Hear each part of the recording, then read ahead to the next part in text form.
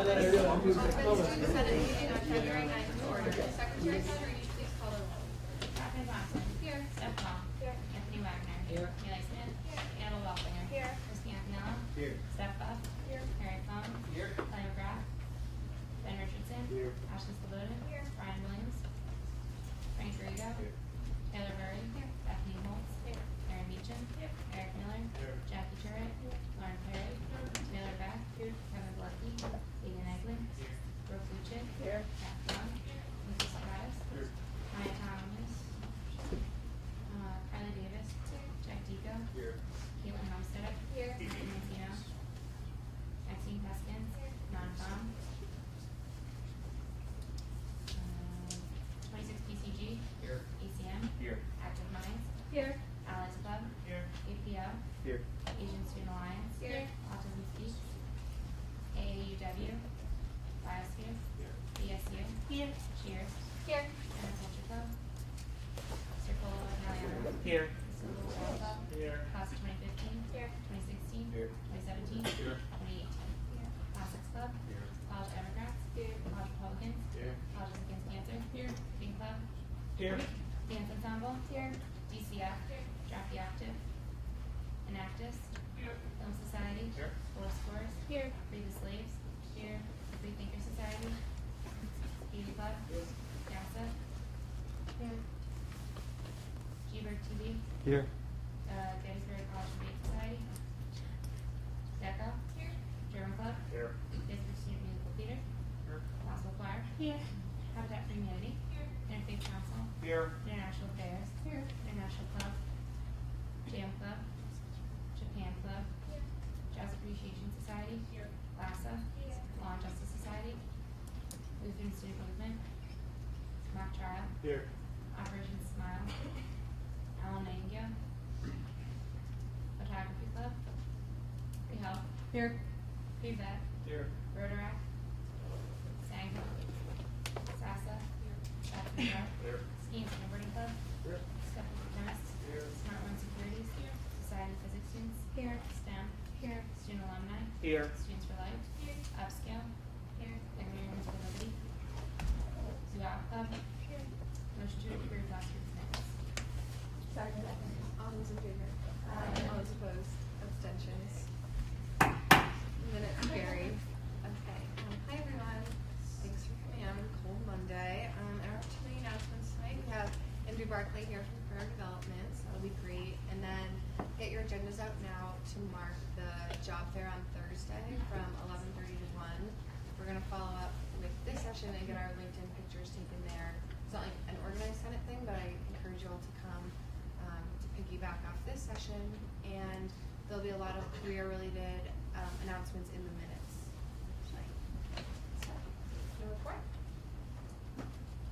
Oh, sure, that's me. Yeah. We have 5 clubs coming for budget approval tonight. Great. See? Nothing. Okay, I hope you guys had a good weekend. I know our last meeting I said I was going to talk about the potential amendments that we had going, but I just want to let you guys know that we're going to hold off on that for a while, so we're not doing like major transitions in the middle of the semester. So that's all I have. Annabelle? No report. That was quick. Being that there's no old business, we move right into new business with Andrew Barclay from Career Development.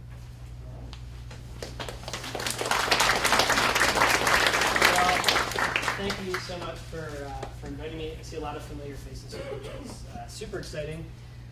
So I want to accomplish a couple things, and I'll let you know right now, for some of you, this is going to be some repeat information, right? So I know a lot of you participated in externships before, and all of our great programming, but I do want to kind of go over just who we are on campus, what we do, and then I'd also like to talk about some specific ways that we can work either with your organizations or with you all as members of the Student Senate.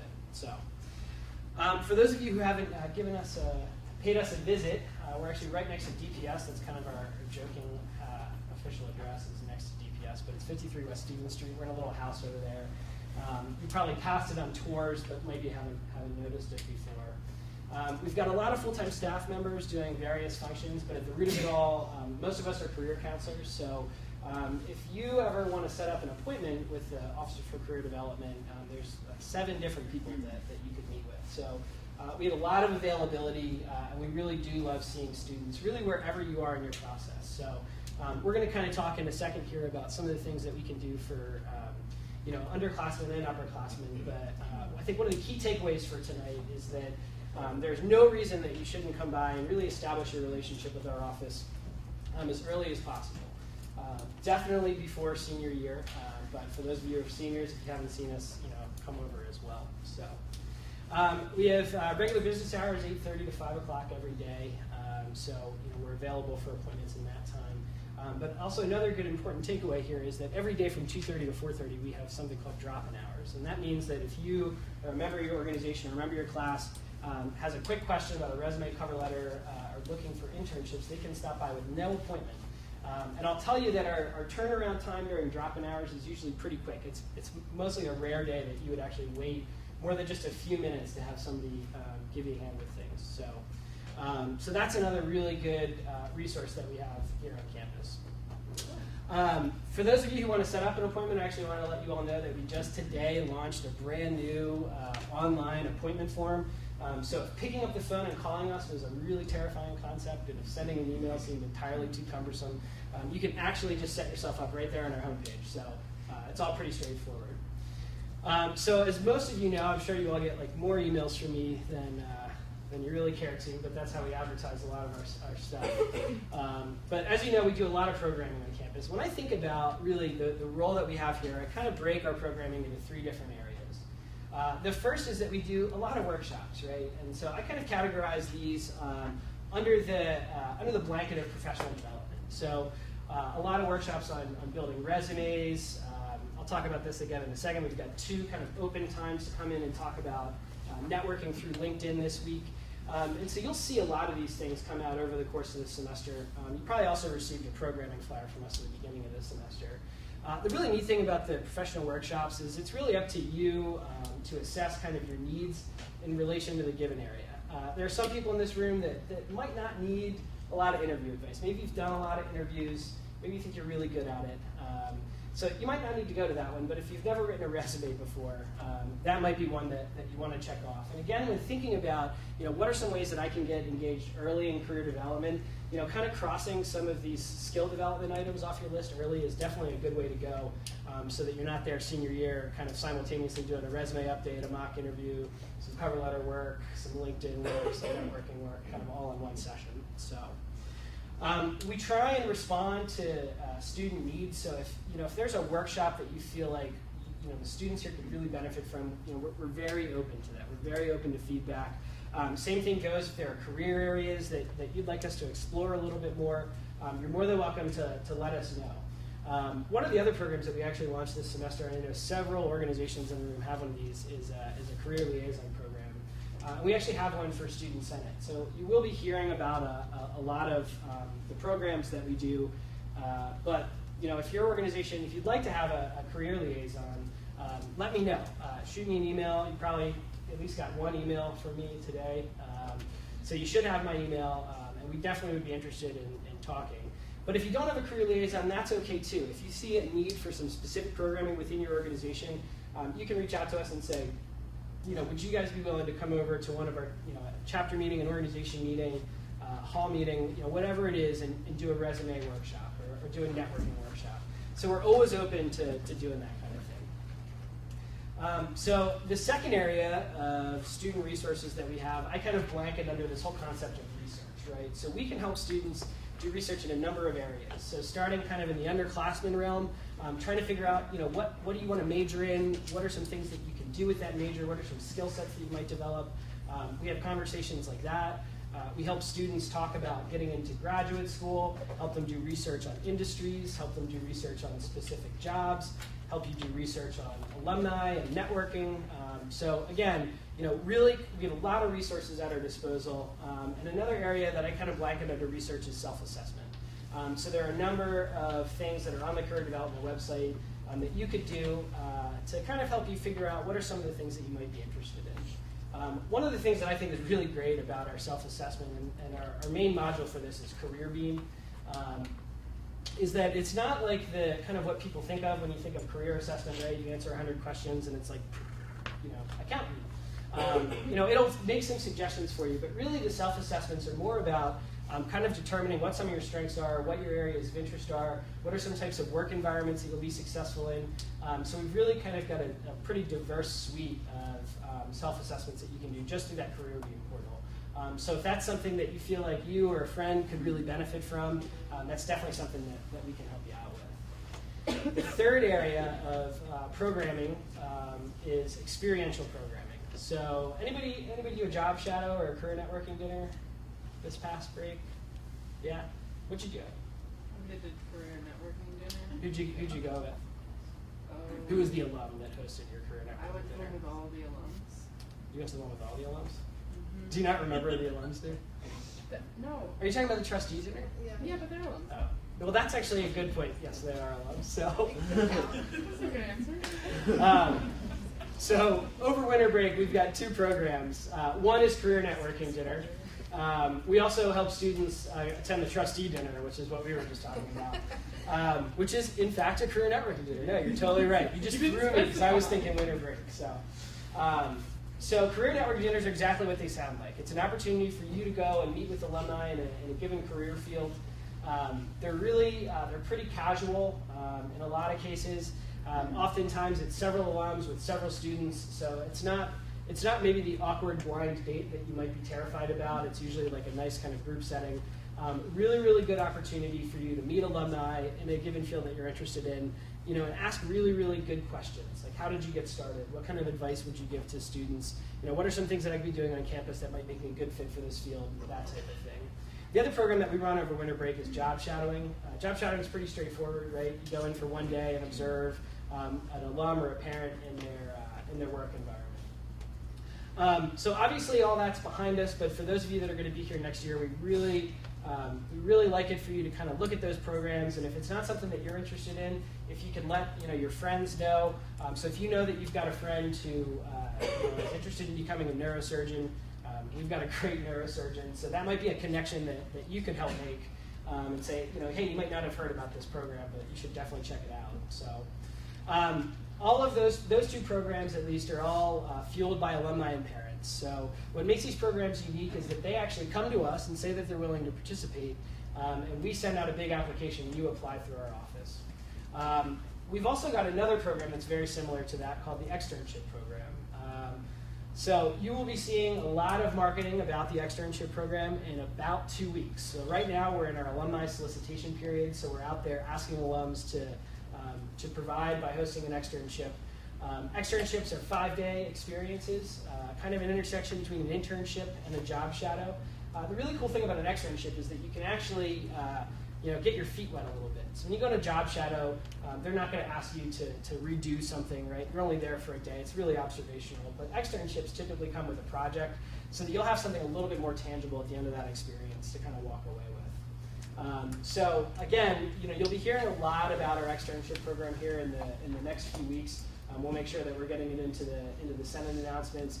But that's another opportunity for you to help the people that you represent really connect with some solid programming. So student participation in these programs is really important.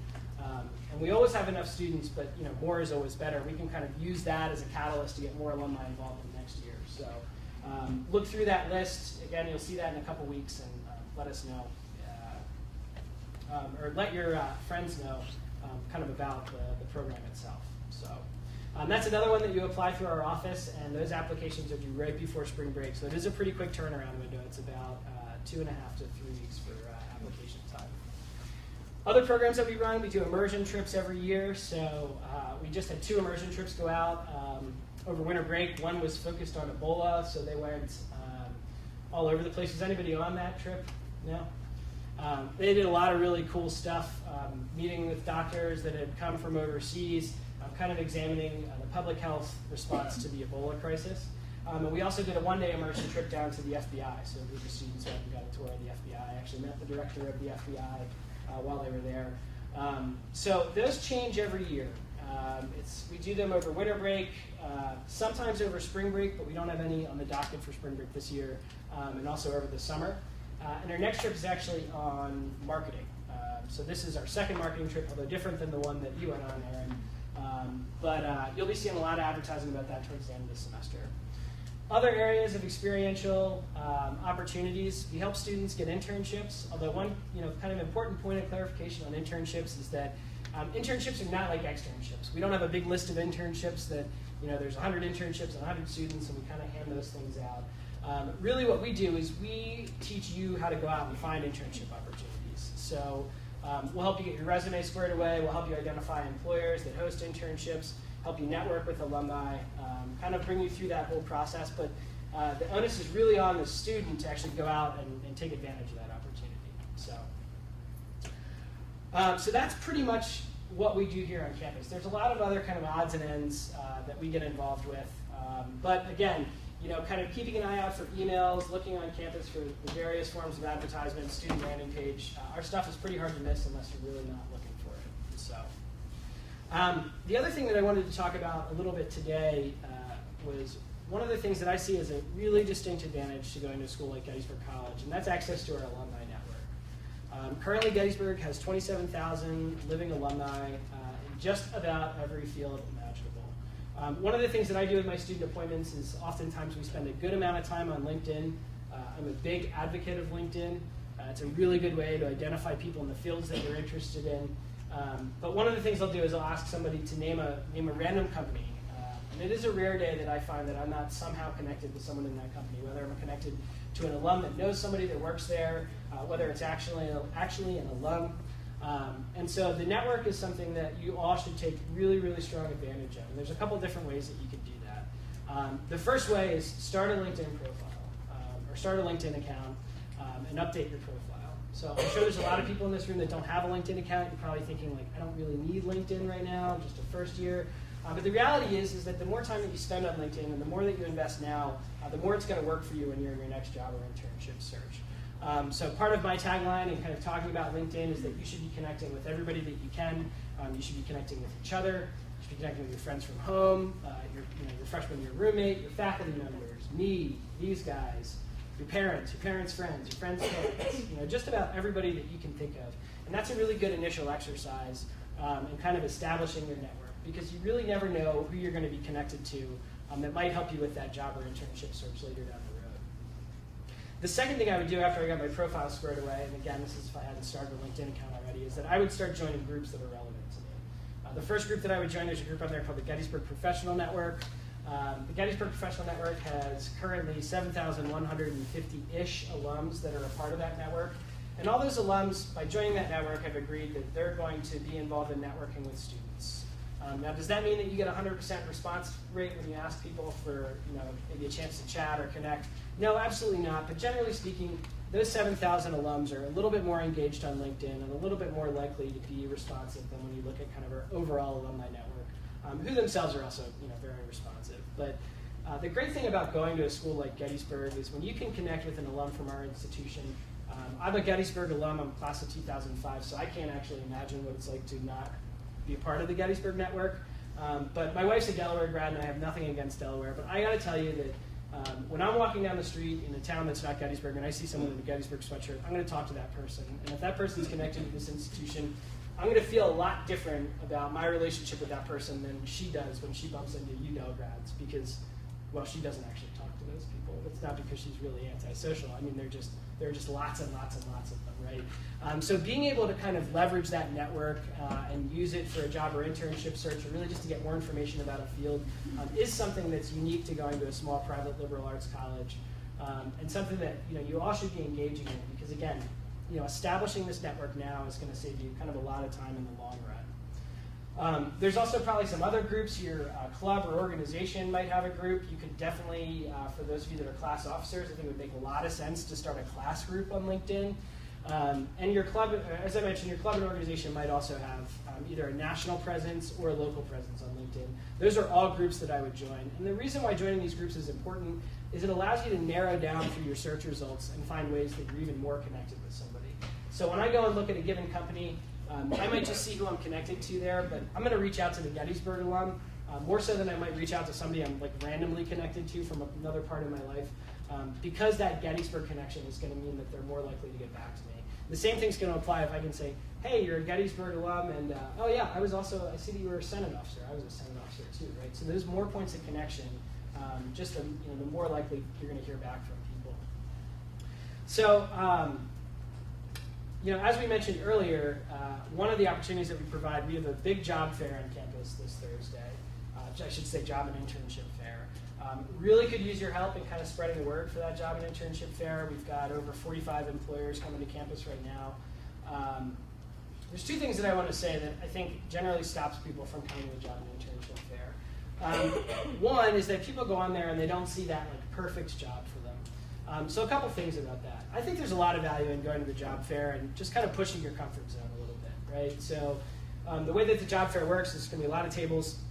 There's going to be employers at those tables. They're going to be waiting for you to walk up and talk to them. And as we all know, that's mildly intimidating. But going through the process of kind of walking up, kind of starting those conversations, I think that's really, at the end of the day, if it's all you have, it's just really, really good practice to do it. The other thing that I think students oftentimes overlook is they'll say, I'm really interested in working for Cambridge & Associates, but I don't like that financial planner thing. That's just not me.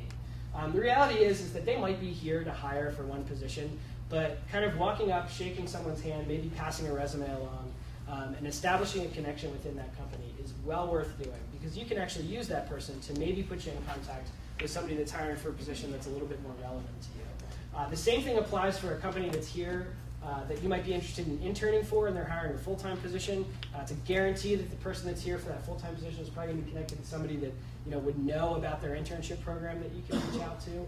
And of course, the same thing goes for locations. That's another thing I hear from students oftentimes is, yeah, you know what, I'm really not interested in going to Harrisburg. I'm not interested in going to New York. And again, the reality of the situation is that person might work in that New York office, but they also might have connections in all the other offices in the country that they could put you in contact with. So again, really, really good opportunity there. And then at the end of the day, we also have a LinkedIn photo booth. So if you want to get a professional picture taken for LinkedIn, you can stop by. You do have to have a resume and professional dress required to get into the job fair, which means that you'll be well dressed for your LinkedIn picture. It's a free service we provide through our office. And one that we really, if you want a professional picture for LinkedIn, we really prefer that you come to the job fair. We have a whole photo set up that does not exist permanently set up in our office. So generally speaking, we really like people to come to the job fair and just kind of get that done then, so we can kind of do it one big batch process. So the last thing I want to talk about, and I'll be real brief here, is all of you are probably going to have something on your resume talking about this experience, right? So this is a prominent position that you've got here on campus. And so everybody has, what is it, about 4 more months? No, 3 more months, right, until their position is up? Yeah. And so what I want to challenge you all to do, and if you're not sure quite how to do this, it would be a really good opportunity for you to come into our drop-in hours. But what I'm going to challenge you to do is, I think it'd be a good idea for everyone to write what they think they're going to have on their resume for this position right now. And I want you to think about this in 2 ways. One, I want you to think about all the things that you've done. So writing a resume is much easier when you kind of have something that you've accomplished, right? So I think probably a good general guess for everyone would be represented, XYZ as a class senator and attended all regular Senate meetings, all right? So that could be something that you could write under your Senate entry on your resume. But one of the things that I like to do is I like to think about what I'd like to see on my resume at the end of my term, right? So what are some of the things that you all want to accomplish as a result of this role? And what I would really challenge you to do is make it something tangible. Because what I just described, that kind of general Senate thing, that's great. I mean, you should totally have that on your resume. But what's really better is, if you can go back and say something that's a little bit more of a deliverable. So, increased club participation on campus. When talking about philanthropy, and this is only going to apply to some folks, but a lot of times students will say, raise money for Make-A-Wish. What we really want you to say is raised $5,000 for Make-A-Wish.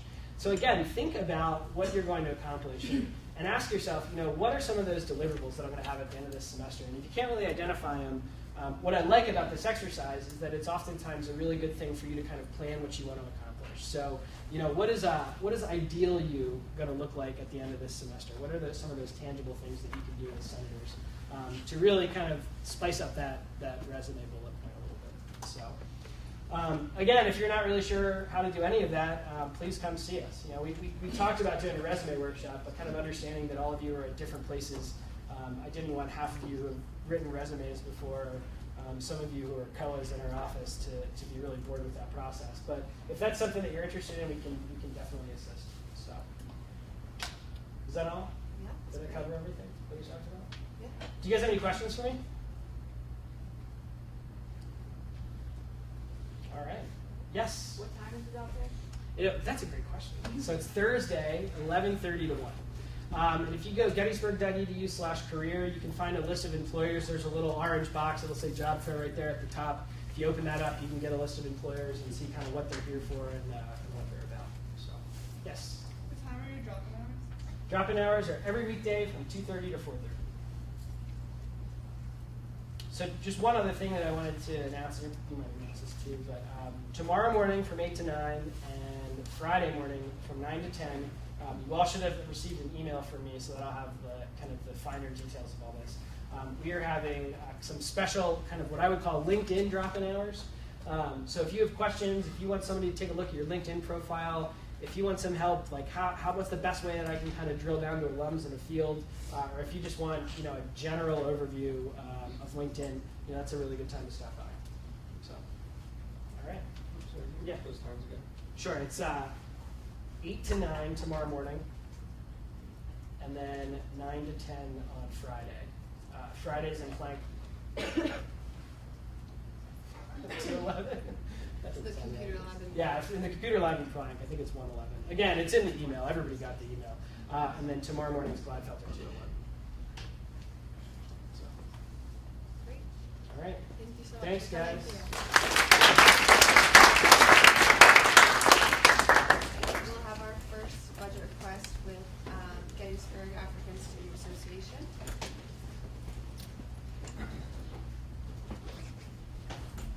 They're the Excel doc.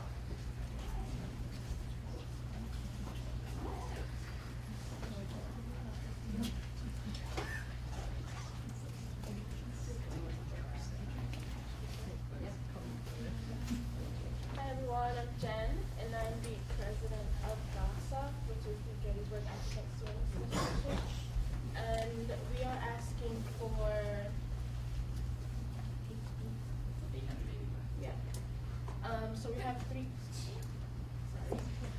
events this semester. The first one is the potluck, and then we have the bead making workshop, and then we also have a poster series. So I'll start with the potluck. We had a potluck last semester in Gladfelter Lodge. I don't know if any of you went there.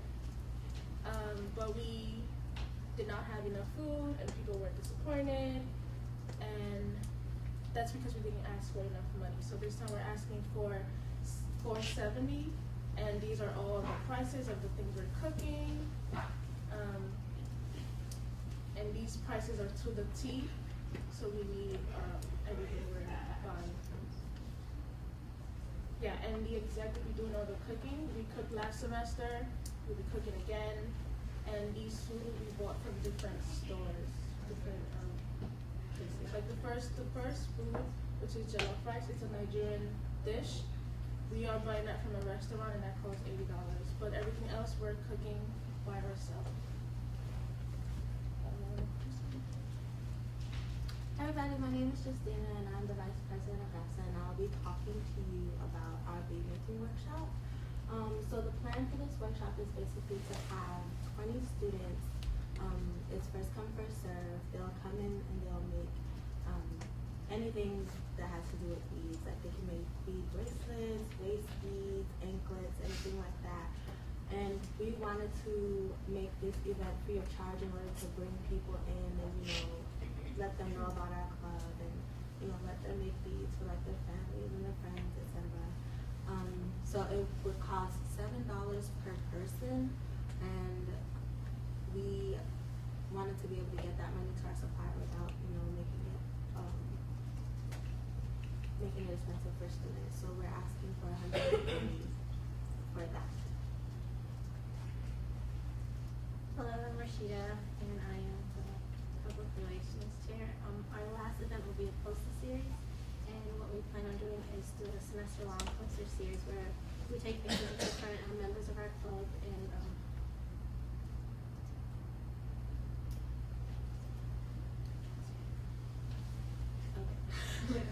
we take pictures of people and basically just have kind of like to challenge the myth and the stereotypes that people have out there about African and people of African descent. And so basically, each person will be holding a flag that represents the country that they're from, and maybe a statement or two about what their identity is or what they think their country is about. And so basically, we plan on having a professional photographer take that, and we also want to have it printed out on. It's not showing up here. 11 by 17. And So the posters will be big and in color, so that's why we're asking for this amount, and the posters will be posted all over campus. $75 is for buying the flags, because they'll be holding the flags in the poster, and $100 is for printing the posters. And the flags are $9. Yeah. $8 each. Yeah. So 9 flags, $8 each. That's 72. So we rounded that up to 75. And then 100 for printing. But we want to print it from the Questions? Just a word before questions. All of that added up plus the base budget equals $885, just to be clear. Any questions then? What did the BMC recommend?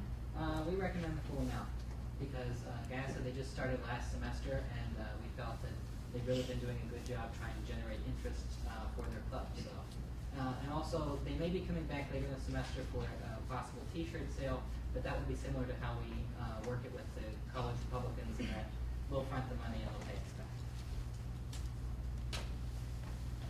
Any other questions for us? Sorry, I didn't hear. What does GASA stand for? Gettysburg African Student Association. You guys sought out any other funding from any of the departments?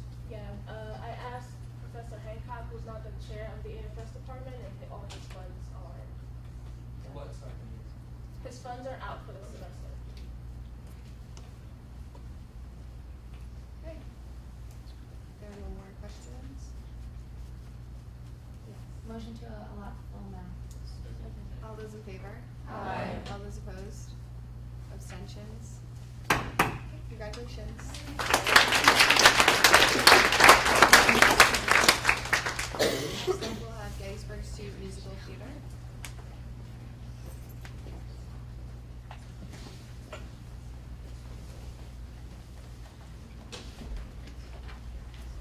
Hi, so I'm the treasurer for Gettysburg Student Musical Theater, or SMUT. This semester we have 3 big projects that cover the entire semester. So the first big one is Bonnie and Clyde. SMUT tries to do a musical every semester that the theater department doesn't. For this semester they aren't, so we're staging another musical. So the rights for that one is $550, and then for each showing of the musical, it'll be $110 each, and we're going to do it twice. We get a $400 security deposit, so we get that money back once the musical is over. And then we're just asking for $100 for costumes and special lighting. It's following the story of Bonnie and Clyde, so it's kind of Western, so there's some things there we don't really have just laying around. So that's what that money would go towards. This musical is a capstone project for one of the seniors who's a theater major. So it's almost guaranteed it's going to be great quality. So the next project we have is Yador, which is Broadway's called Backwards. This is a project we've been doing for quite some time now. Every spring, it's a big charity for an AIDS Research Foundation, and that's super low key. We're only asking for $50, but it's always a great show. Guys sing girl songs and girls sing guy songs, so it's kind of fun. And the last thing we're funding this semester is our game night. We had this last semester during finals week, and it was a big success. About 30 or so people showed up, and we just got the money's for pizzas and chips. And your game night's open to campus. Of course, yes. Any questions? Yeah. Do you charge for tickets to the musicals and to Yador? Nope. yeah, I don't know if it's a donation if you feel so inclined. But yeah, they're all free to students. I think this is a question that we've had in prior semesters, but since it's somebody's capstone, is there any money coming from anywhere else going to help with the Bonnie and Clyde production? The theater department's budget this semester is particularly kind of strained. They brought in a guest director for In the Next Room, which is being staged this next couple of weeks or so. So their budget is already pretty low for this semester. And on top of it, SMUT is very separate from the theater department. So while it is a capstone, the relationship really isn't there to provide money for us. Okay, thank you. What was the BNC acronym? We recommend the full amount. Motion to allow the full amount. All those in favor? Aye. All those opposed? Abstentions? Congratulations.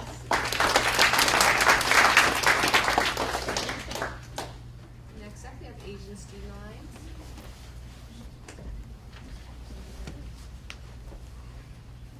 Hi, my name is Sylvia, and I'm representing the Asian Student Alliance. We're asking for a budget so we can attend a conference called ICASI, which is the East Coast Asian American Students Union Conference. And the budget is $2,388, and that's just all for lodging, transportation, and the registration fees. And the conference is hosted in Boston by Boston University and Harvard. And basically schools from all over the East Coast will be coming and I'll be attending workshops, there'll be guest performances, and we thought this would be a really good idea to just get connected with other Asian students along the East Coast. And yeah, we just started up last spring, and so we thought this is also a good way to have members of the club start gaining more interest. Any questions? What do you like hope to change? Well, there's going to be a lot of different schools there, so just ideas on different programs that we could be doing, different programs that we could be hosting, and just gaining more, information from other schools about what they're doing to promote the interest of their course. Do you know how many members you're hoping to send to this conference? Yeah, we have 5 people. So I think it's 2 first years, 1 sophomore, 1 junior, and 1 senior. Was attendance at this conference open to all of campus? Yes, if there were more, but I guess, yeah. Well, a word on that. Technically, since it's a conference, usually what happens is it is usually only the club members who do go on the conferences. Like International Affairs, when they send their members to Model UN, they only send Model UN members. So this is, I'll just say that the BMC is recommending the full amount because it's technically not breaking any of the rules of the BMC or the Senate. But these conferences are always very expensive, so it's really up to you guys what you decide to do. Can you give us another idea of where we're at budget-wise for the rest of the semester, what we have left? I don't have updated numbers, so the simple answer is no. I think that we're in pretty good shape at this time, though. As I said at the last meeting, before we started budgeting for this semester, we had a little bit, to my knowledge, a little bit over $70,000 left in our regular account. We definitely haven't spent that amount yet. I think we're pretty good. And if we have to go into the rollover this semester a little bit, I don't think that that's a problem either.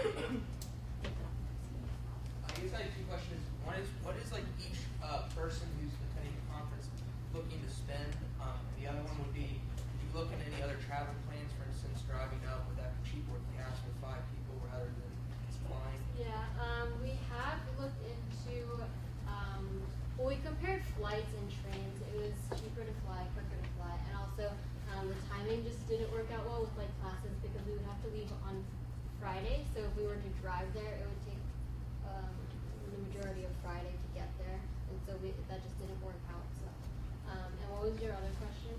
What are you looking at, each, just because this is taking care of the travel, registration, and lodging, what is, each member who's going kind of expected to be paying for? What are those costs looking like? Well, the costs that would come out of the members' pockets would predominantly be for food, probably. So those costs, I guess, getting around Boston, like the public transportation in Boston, if that was necessary. I don't know the exact cost. When do you like need to register? Like, when is the date that you need to register by? You can pretty much register up until the day before. So when is it? It's the 20th to the 22nd of March or February. There was the reason that they came tonight is because there are two separate forms of registration, and after a certain period this week, the amount of registration per person does go up. So that's why I kind of rushed them here tonight because of that. I guess the last question is, have you looked at any like alternative forms of funding? Have you contacted Well, them? since we got recognized last year, the majority of, we went on this conference last year, and the majority of the funding came from the IRC, and so they don't really have as much funds to support us this year. So, and we also did a fundraiser last year, so we raised a bit of money from that. But that was more for just awareness of our club on campus. We didn't get too much of a profit from that. So, yeah, those are. Any other questions? Motion to vote for that. Yeah. Yeah, motion to vote. Second. So we're gonna do voice or like I'll go down and call the names. Yeah. And she'll tally. Catherine Kisma, Mariana Campbell, and who else? Steph Campbell. Mariana Gray. can Andrew then? You can vote for them. Today, let me see, 1, 2, 3, 4, 5, 6, 7. Do you have one? We have 30. There's Question Yeah. before we vote. It takes about like 7 hours to drive to Boston, right? So if you do an hour and a half to Baltimore and then a 2-hour flight and another 40 minutes from the airport, how much time would you really be saving by taking a plane as opposed to driving? We also had a problem like finding drivers and things like that, so that was an issue. Did you look into transportation, getting like renting a bus or getting somebody to train for that? Like, cause you can get, a student can be trained to drive one of the school vans. I think, Nowadays. yeah, the timing just. It takes a while to train and for it to go through the system. We ran into that with EI. Any other questions before our roll call? Because there won't be any more questions. Abby? Are there other conferences that are funded that are more expensive or the same as this for anyone else? Yeah, I mean, we have already funded this academic year conferences that are both more expensive and less expensive than this one. And I'm trying to think if we haven't really. I can't recall a time that we did. Yeah, this is a pretty average amount for a conference. Just if people aren't usually here, this is pretty expensive. Just my issue is that it doesn't seem like the club members are paying much for this, and typically in my experience, they're putting in more than this. Yeah, that was a question that I had. Just because I remember last week when DCF came, they're asking their members to pay half, at least, depending on their financial need, which they figure out on their own. So I was just wondering if that's what it's been in the past, if most of the conferences we've funded, if members have paid significant amounts. From what I've dealt with this year, DCF is an example where the conferences don't usually cost that much per person. Maybe they're paying $20 to $40 per person out of their own pocket. And that, I mean, that certainly could be something that they do as well. But conferences such as, I keep bringing up the Model UN, it's usually all expenses paid except for food, 2 places. So. And also, we paid the registration fee out of our pocket last year, like the entire registration fee. So I don't know if that makes a difference, but we paid for a lot of things out of our pocket last year because the IRC didn't get to fund us. I think they just funded us for lodging. Yeah.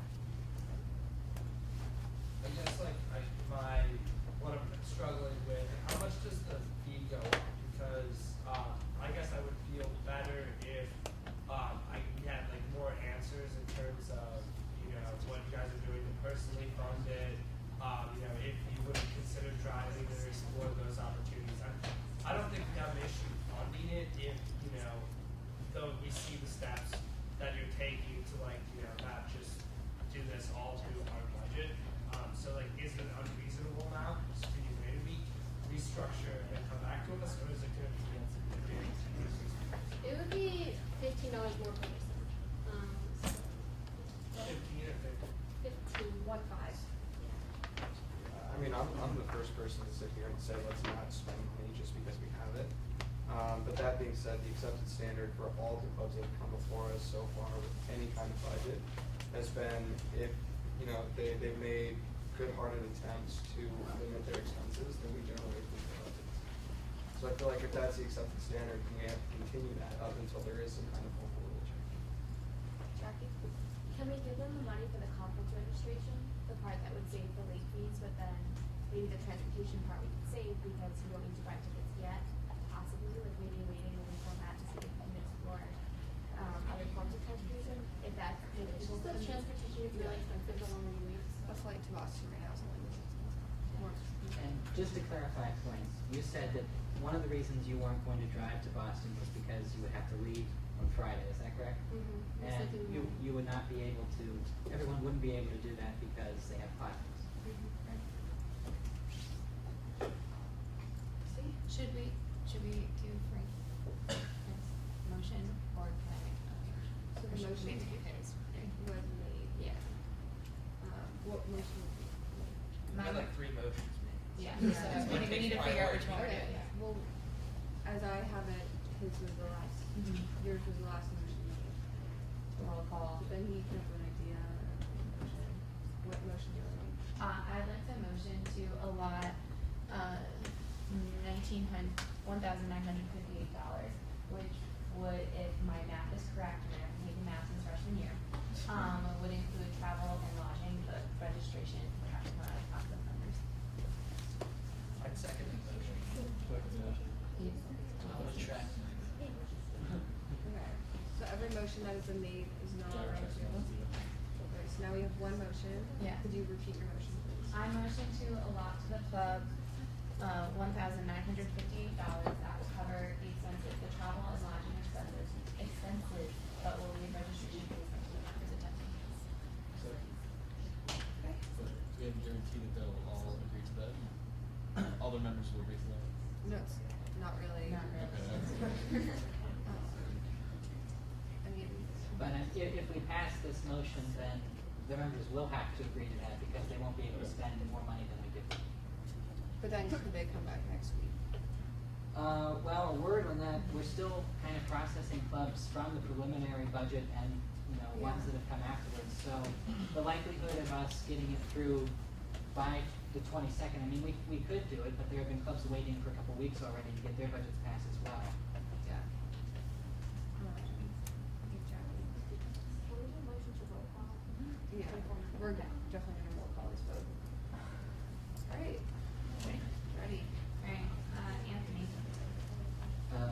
Can we clarify what the motion is again? So so you'd be voting yes for the 1958, which would make the members pay their own registration fees, and no would bring us back to another motion or to table it or another step. But if this fails, we start over again. Can we pass until, can someone pass their vote until the end? Is that it? You can abstain. I think you can either abstain or vote when you're.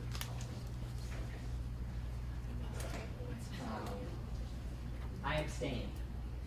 Okay. Okay. I said yes. Annabelle? Yes. Chris Biancanello? Yes. Steph? Harry Foam? No. Kelly McGrath? Not here still. Ben Richardson? No. Asha Sloboda? Frank Riga? Yes. Taylor Burry? Yes. Bethany Holtz? Yes. Erin Meacham? Yes. Eric Miller? Jackie Turek? No. Lauren Perry? Yes. Taylor Beck? No. Kevin Malecki? Yes. Aiden Eglin? Yes. Brooke Buchik? Yep. Kat Crone? Yes. Diego Caddis? Yes.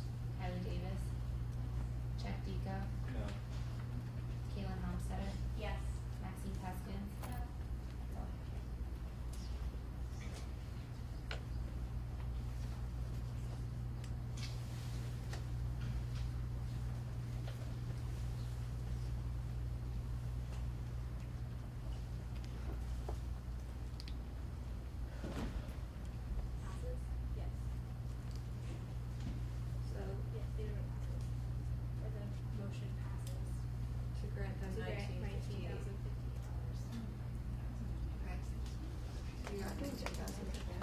Like 1,000. Whoa, that'd be a whole other roll call. Okay.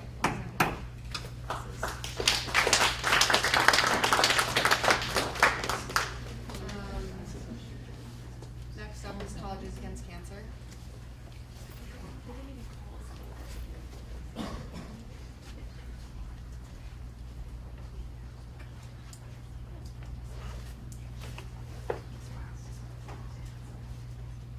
Hi, my name is Abby Connor. I'm the president of College Against Cancer. So our main event this semester is Really for Life. Hopefully you're all signed up and all members of your club are signed up and you've all fundraised over $100 by now. It's super, really fun. So we asked for a small amount in the fall and our larger amount in the spring because this is our big event as a club. So we're asking for our $100 base budget. We do a kickoff for the captains of the teams and whoever wants to come.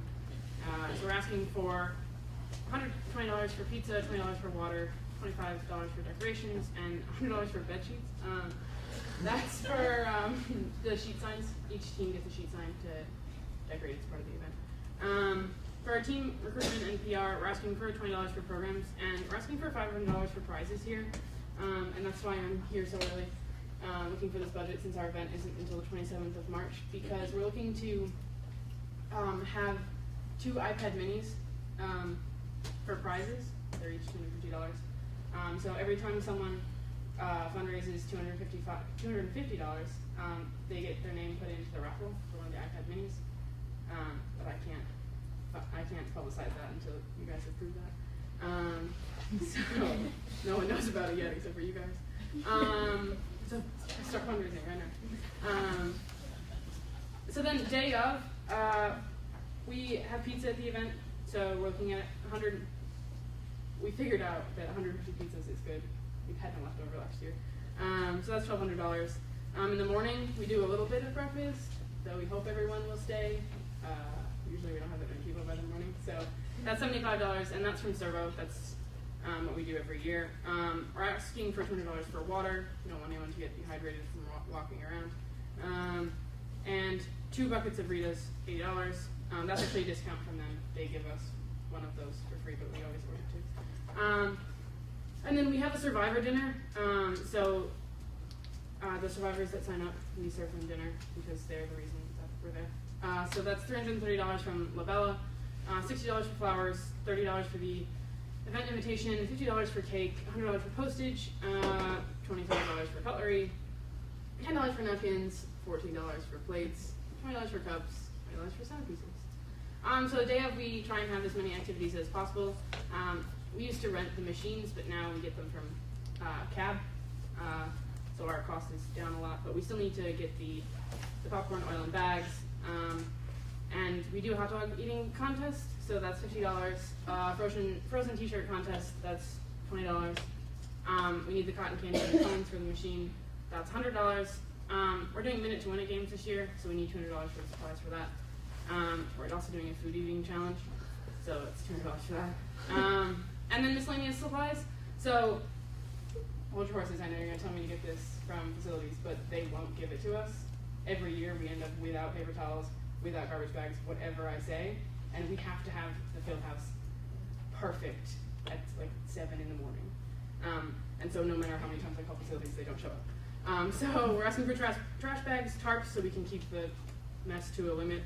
Tape, rope, string, markers, paper towels, paper plates, paper napkins, poster boards, paints, just like all that kind of stuff. It's gonna be at least $300.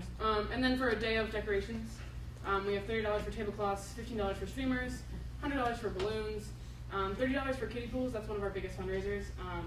We have people, we let them banish their friends to the kiddie pool, and their friend has to pay as much money as their friend banished them there too. It's our biggest fundraiser. People just whip out the Benjamins. $75 for tug of war, $100 for superhero decorations. It's superhero themed. Be a superhero, save the day. We don't play cancer. Sound equipment is $175. So the problem is the field house is actually the worst place ever to have an event ever, but it's the only place they will let us have ever. So John can do as much as he can, but he doesn't have the equipment to do it, so we rent a couple speakers to try and make it sound like someone's actually talking. And extension cords, $50 too. So then we're asking for $1,000 for raffles, which may seem out of this world, but wait, I have some statistics for you here. We already have 147 participants. We have 36 teams, so people are starting teams. Their teams aren't full yet. We've already raised almost $5,000. The event's in like 6 weeks or something. So what, we have 2,600 students. That's not even like $1 prize for everyone if they signed up, which I'm not that optimistic. But at this point, 147 participants, that's less than $10 a person for a prize. So, and then we do a Paint the Campus Purple event where we just make everything purple as we can. So that comes to a total of 5,616. I just have a question. I think this is a great event, and I love sponsoring this every year. But and we ask like find out this like big reoccurring events like this. How do you store and reuse anything, or is it such like a long night that by the end things aren't really like what? Well, like extension cords. Like I know you rent speakers. We rent the You're renting that. Like all of the like balloons, streamers. Like none of that. Kiddie pools. Do you have to get a new kiddie pool? We don't have a kiddie pool. I want. Oh. Okay. Well, I guess it's just a broader question, and maybe next year keep in mind of like getting a locker in the right. car. And so things like the kiddie pools and things like that we could keep, we would, but everything else like balloons wise, if I buy a balloon, I'm gonna blow it up. Yeah, no, definitely.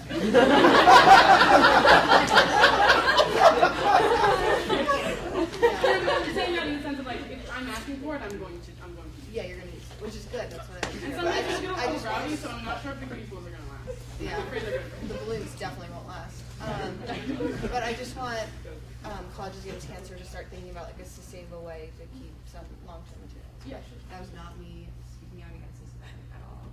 I highly encourage it. Yeah, Lauren. I completely agree with everything you said about this event. But just a question: what about like buying extension cords, for instance, so you save money in the future? Like, get more now. I'll buy it. I won't remember. Okay. Well, I guess let's just start. Like, use your money for next year too. We rent them because that was a suggestion that we got from the BMC. Okay. Was to rent them and not to buy them. Okay, whatever's more cost effective and within that budget. That wasn't my BMC. Oh, sorry. This was like 3 years ago. This year is fine. Okay, I will buy them. All right. Can we like register people for the hot dog eat event? Because I want to register Nolan Lynch. See, are you signed up yet? Are you signed up? Yeah, we have a team already, so I registered Nolan. All right. This is getting wild. It's almost 8. Do we have any funding related questions? Not hot dog questions. Have you thought about getting like places in town to like donate things for their prizes? Yes, we're working on it right now, but honestly, $1,000 is, I could have, if I wasn't doing that, I would have asked for more. But yeah, no, we're going around to every business in town. What was the BMC recommended about? The BMC recommends the full amount. I don't believe that just because we've done it every year that we should do it, the same way. But that being said, this is a big event on campus. This is a good event on campus, something that Senate has been proud to fund in past years. And we feel that pretty much everything on here, maybe if you buy the extension cords, is integral to the event. So. How much did you guys raise last year? Last year we raised $26,000. The year before, $28,000. And at the rate we're going right now, we're going to raise a lot more than that. We've never had this much money before on an event, which is It's awesome. Okay. Motion to allow the full amount? All those in favor? Aye. All those opposed? Abstentions? It's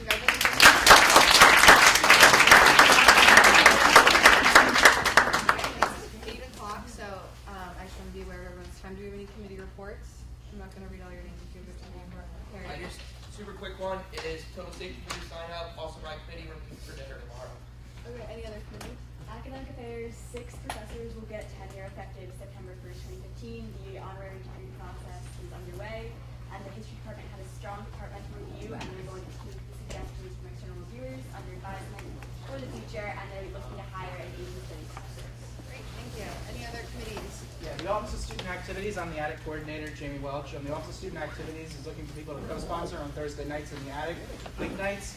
I'll be sending out an email to all the clubs and organizations soon, but do keep that in mind. If there's something that you'd like to host in the Attic on a Thursday night, we can help you with that. Any other club announcements? The BMC will be meeting tomorrow at the usual time for committee members. Yep. Just an announcement for CAB for Snowball. Every year for Snowball, a club can purchase a lantern, and there's a competition. They're selling the club tables for 6 weeks, and Jean Gar, the traditions chair CAB, will be sending out an email to all the clubs with details soon. Okay, I'm standing up because this is that important. I know you guys love hearing from me once a week, but get ready, you're going to hear from me more. I'm in charge of the Get Acquainted Day Club Expo this year, which means that is something that you can get all of your clubs to. It is in the morning from 10:45 a.m. to 12:15 p.m.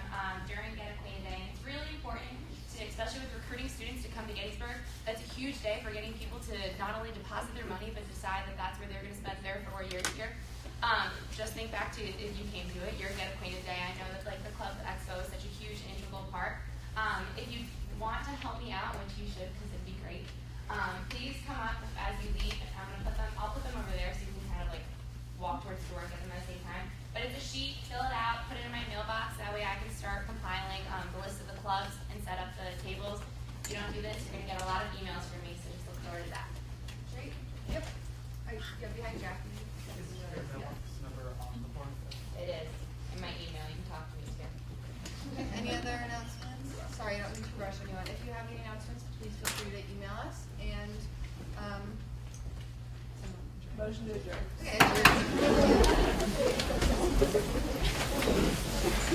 Okay.